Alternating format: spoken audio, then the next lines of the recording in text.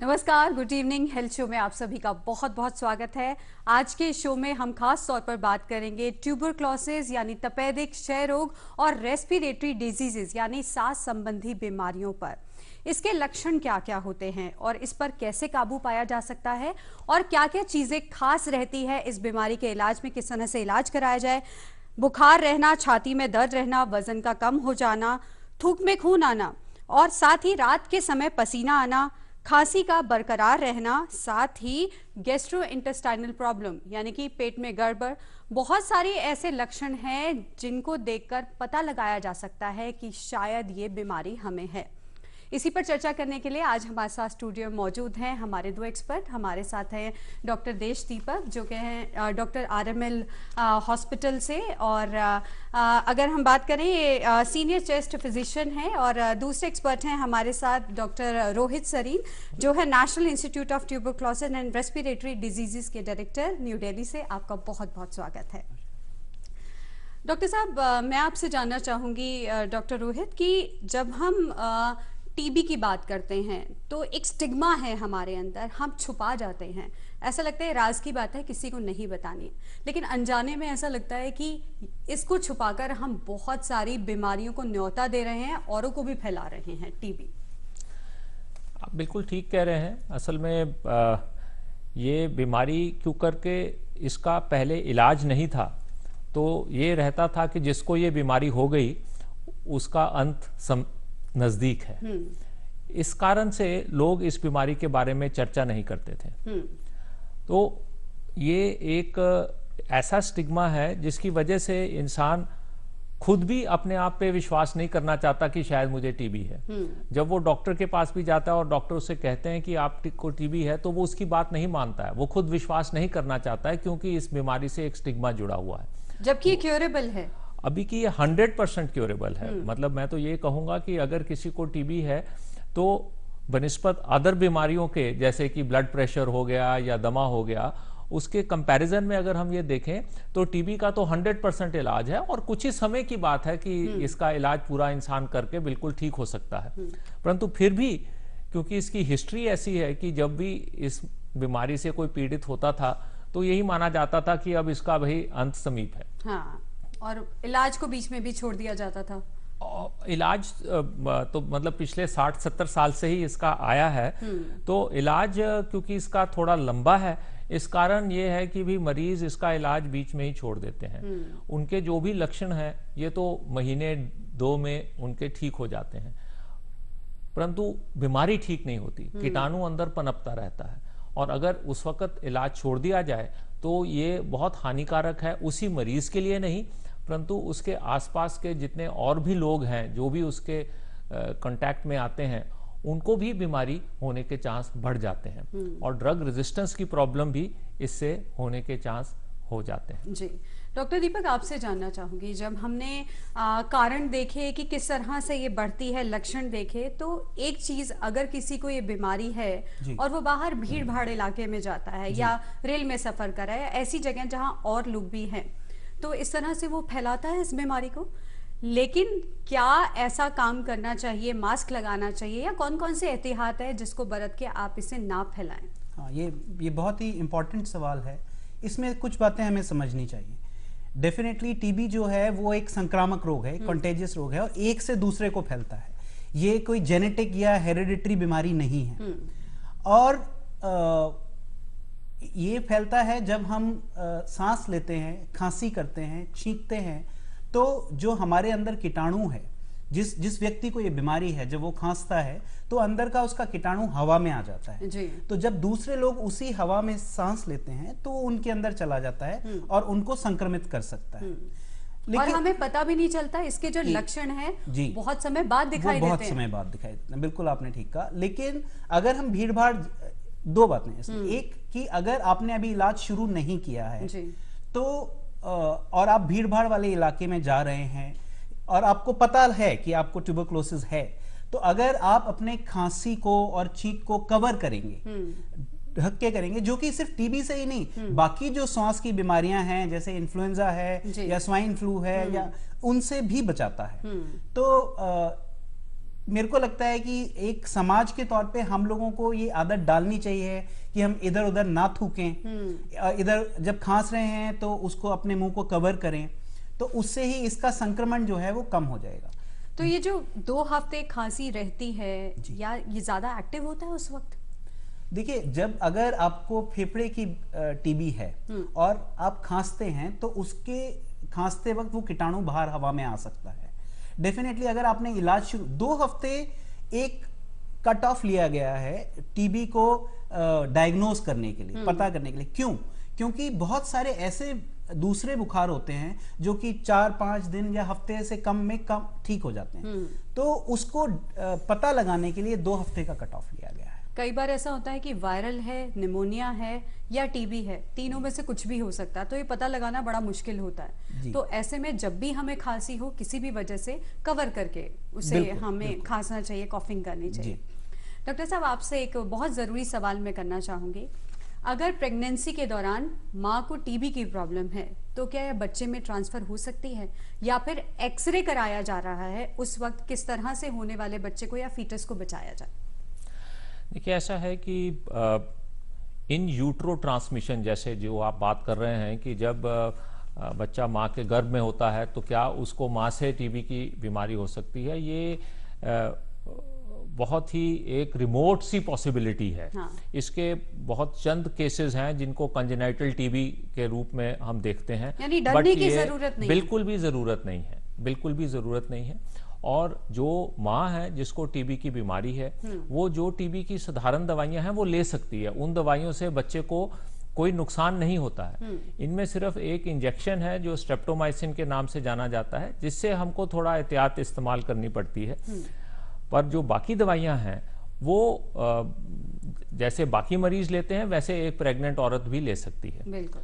और डिलीवरी के बाद की बात जो है हम करते हैं तो मदर जो है ये बच्चे को ब्रेस्ट फीड भी कर सकती है। अच्छा, जो लैक्टेशन पीरियड होता है उसमें हाँ, ब्रेस्ट फीड भी कर सकती है। नहीं तो कई बार हमने देखा है ऐसे मरीज आते हैं, कई गांव से आते हैं, कई शहर से आते हैं, जो कि इस चीज में उनको थिंकिंग में ऐसा है कि शायद बच्चे में ब्रेस्ट फीडिंग से कहीं बीमारी तो नहीं जा रही है। तो ऐसा बिल्कुल भी नहीं है। सिर्फ एक प्रिकॉशन लेने की आवश्यकता रहती है कि जब बच्चे को ब्रेस्ट फीड कर रही हैं माँ, तो वो मुंह को अपना कपड़ा से ढक लें ताकि उसकी जो भी खांसी है, जो बलगम है, वो बच्चे के ऊपर ना गिरे। सिर्फ ये एक प्रिकॉशन लेने की बात है।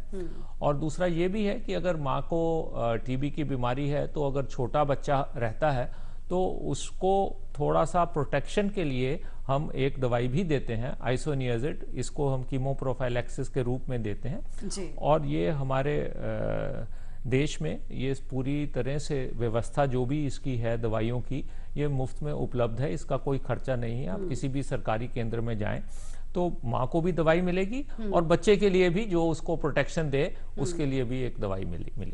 बहुत ही जरूरी बात, जैसा कि डॉक्टर रोहित सरी ने बताया कि इलाज मुफ्त उपलब्ध है, जरूरत है हमें जानने की और इस इलाज को सही समय पर लेने की। अगर आपकी भी समस्या से जुड़े कोई भी सवाल हैं, आप हमें कॉल कर सकते हैं। हमारा स्टूडियो का नंबर है 23097532 और अगर आप दिल्ली के बाहर से कॉल कर रहे हैं या फिर मोबाइल से कॉल कर रहे हैं तो उसके आगे 011 लगाना बिल्कुल ना भूलें।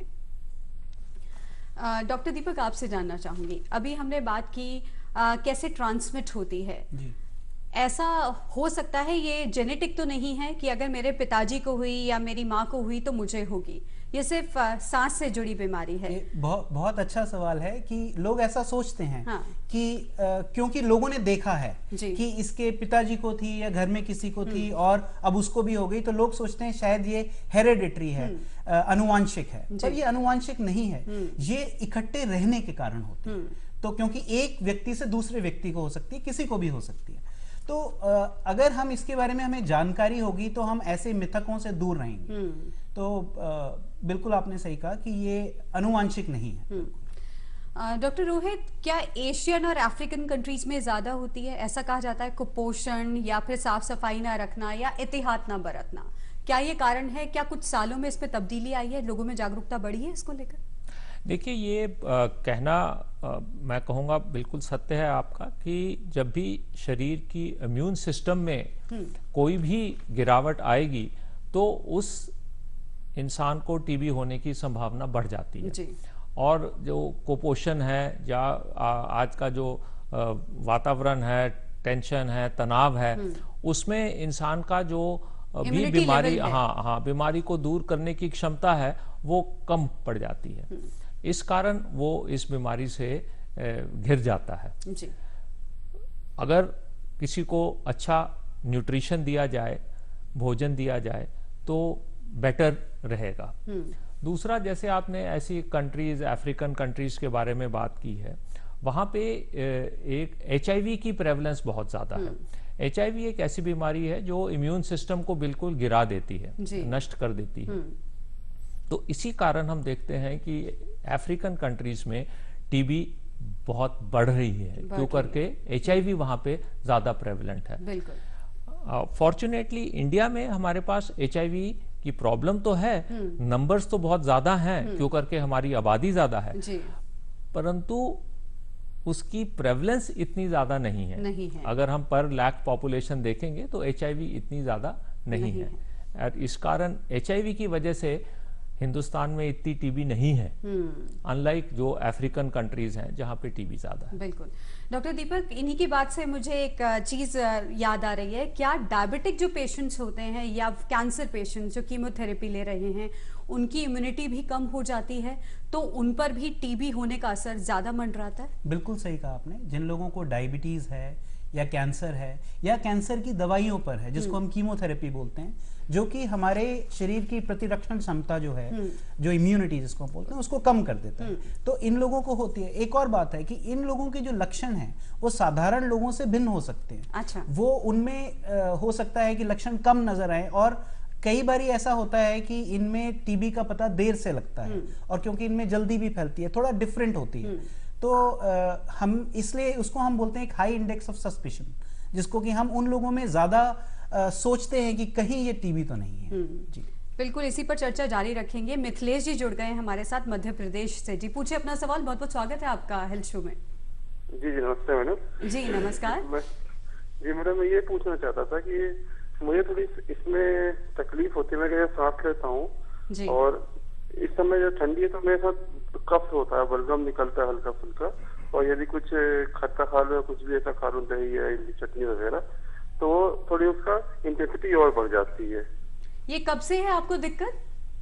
ये मुझे अभी कुछ, मैं लास्ट ईयर भी ठंड में हुआ था, फिर जैसे ही ठंड खत्म हुई थी मैं सही हो गया था, और अभी ऐसा इस समय थोड़ा ठंड हल्की चालू होने लगी है, तो फिर से ये होने लगा। डॉक्टर दीपक जी देखिए, जैसा ये बता रहे हैं कि इनको पिछले साल भी हुआ था और इस साल भी हुआ है, तो हम अभी तक हम बात कर रहे थे टीबी की, जो कि एक संक्रामक रोग है, लेकिन जब मौसम बदलता है, और अब ये हो सकता है स्पेशली अगर आप स्मोक करते हैं, अगर आप धूम्रपान करते हैं, बीड़ी या सिगरेट करते हैं, तो उससे खांसी रहना और बलगम आना ये हो जाता है। लेकिन इसके अलावा एक जो जिसको हम दमा के नाम से जानते हैं, श्वास रोग है, जो कि मौसम बदलने पर जिसमें कि सांस में कष्ट होने लगता है, खांसी होती है, बलगम भी आ सकता है।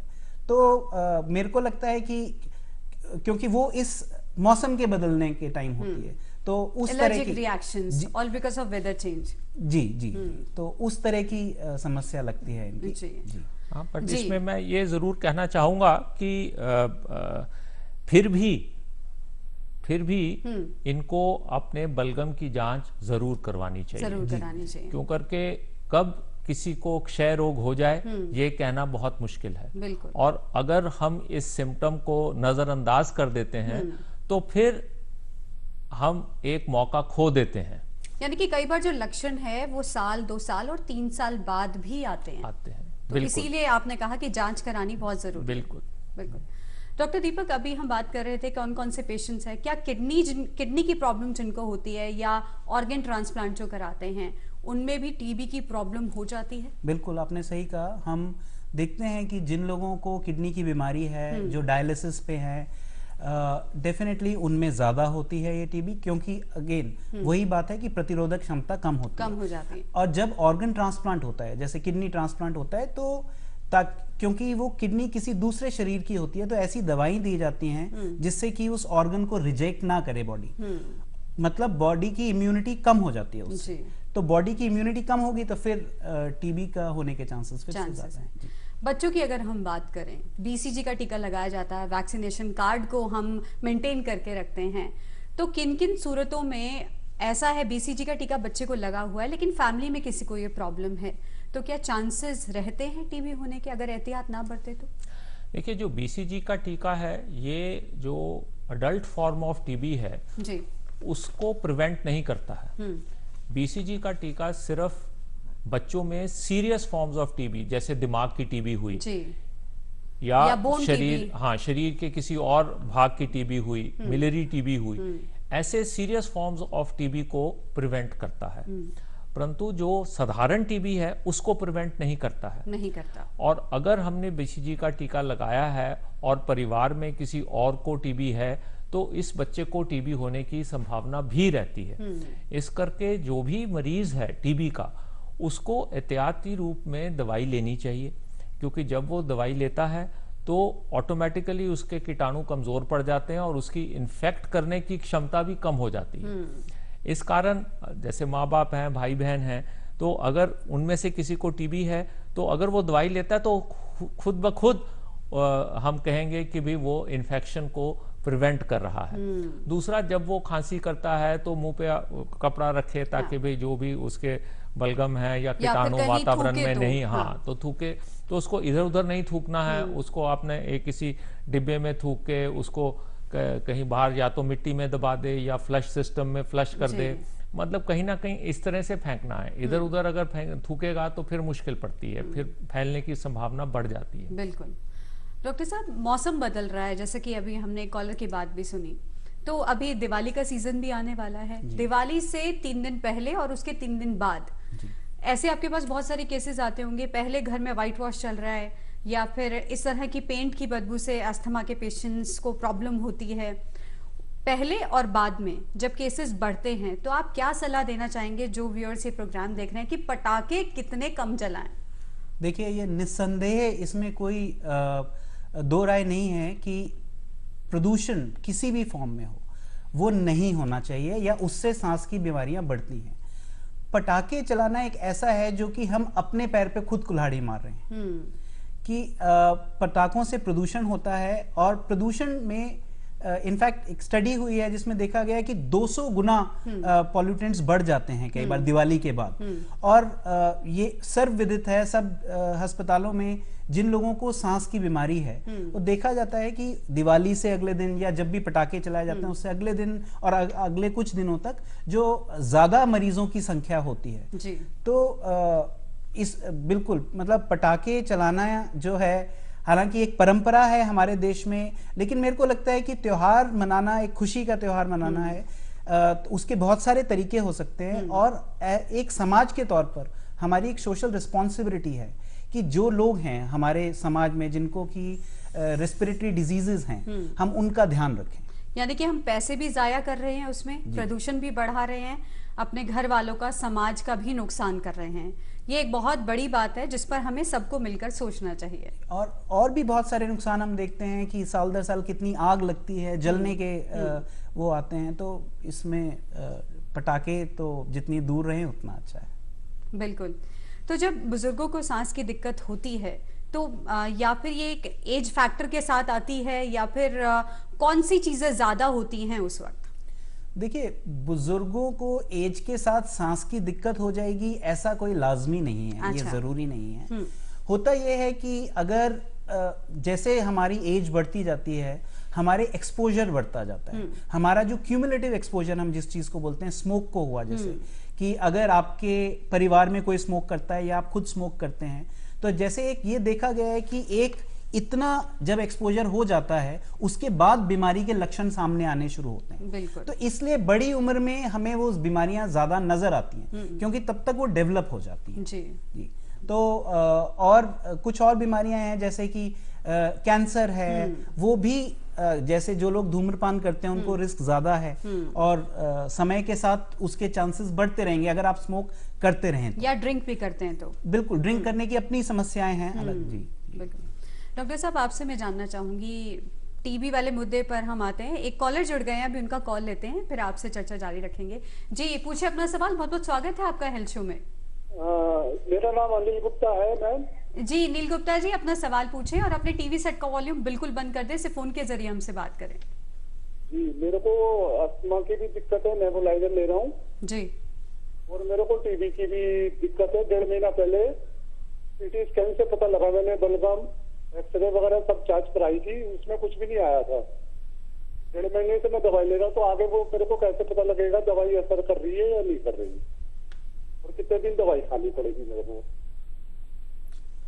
जी देखिए, टीबी का बड़ा ही एक स्टैंडर्डाइज्ड और साधारण टेस्ट है जो कि बलगम की जांच से बलगम की जांच कराई जाती है और उसमें कीटाणु देख लिया जाता है। अगर आपके अंदर लक्षण है, ये अपने जो भी इनके चिकित्सक हैं उनको जाके दिखाएं और वो इनको बताएंगे कि इनको दमा है या टीबी है। और टीबी के लिए सबसे साधारण टेस्ट है जो कि बहुत स्टैंडर्डाइज्ड टेस्ट है कि बलगम की जांच कराएं। अगर उसमें कीटाणु आता है तो टीबी है, अगर कीटाणु उसमें नहीं आता है तो फिर आपके जो चिकित्सक हैं वो डिसाइड करेंगे कि आगे क्या करें। डॉक्टर साहब, एक रैपिड टेस्ट भी होता है, एक नई इनोवेशन है, वो क्या है, वो जरूर बताएं हमारे व्यूअर्स को। हाँ, जैसे कि डॉक्टर साहब ने बताया कि टीबी में सबसे जो असेंशियल और आसान तरीका है वो तो बलगम की जांच का है।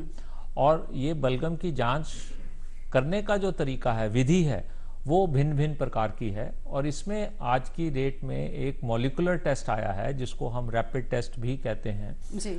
और ये जो मॉलिक्यूलर टेस्ट है इसमें हम 2.5 घंटे में, लगभग 2.5 घंटे में ये भी जान लेते हैं कि मरीज को टीबी है या नहीं, और ये भी जान लेते हैं कि उसकी बीमारी जो है वो साधारण दवाइयों से ठीक होगी या उसको ड्रग रेजिस्टेंस है। अच्छा, ये एक बहुत बड़ी इनोवेशन हाँ, है। तो ये एक न्यू टेक्नोलॉजी है। और मैं ये अपने व्यूअर्स को ये जरूर कहना चाहूँगा कि इस टेक्नोलॉजी को भारत सरकार ने मुफ्त में आप सबको दिया है। अच्छा।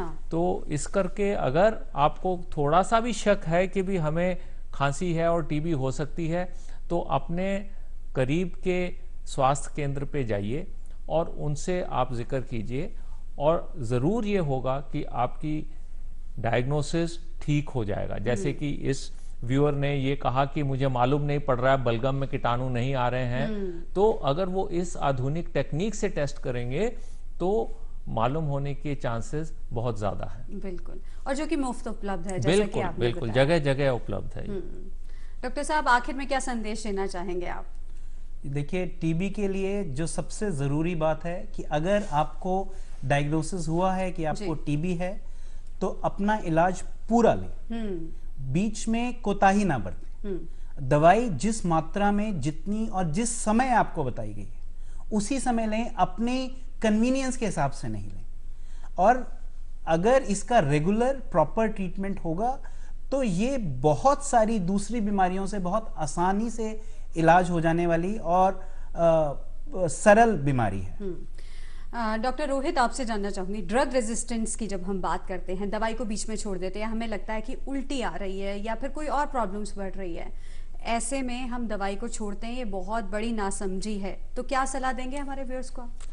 देखिए, हम तो ये कहेंगे कि अगर आपको किसी भी दवाई का साइड इफेक्ट हो रहा है तो उस दवाई को बंद करना ही उसका उपाय नहीं है। हाँ, उपाय ये है, बिल्कुल बिल्कुल आपने स्वास्थ्य केंद्र पे जाएं, आपने जो भी आपके डॉक्टर हैं उनसे सलाह लें और उस हिसाब से आप अपना इलाज आगे कर सकते हैं। कई बार एक दवाई फायदा नहीं करती तो दूसरी दवाई दी जा सकती है, परंतु अगर आप बीच में दवाई छोड़ देते हैं तो फिर आपकी जो बीमारी है, जिसका मैंने कहा 100% इलाज है, वो बीमारी ना इलाज हो जाती है, ड्रग रेजिस्टेंट हो जाती है।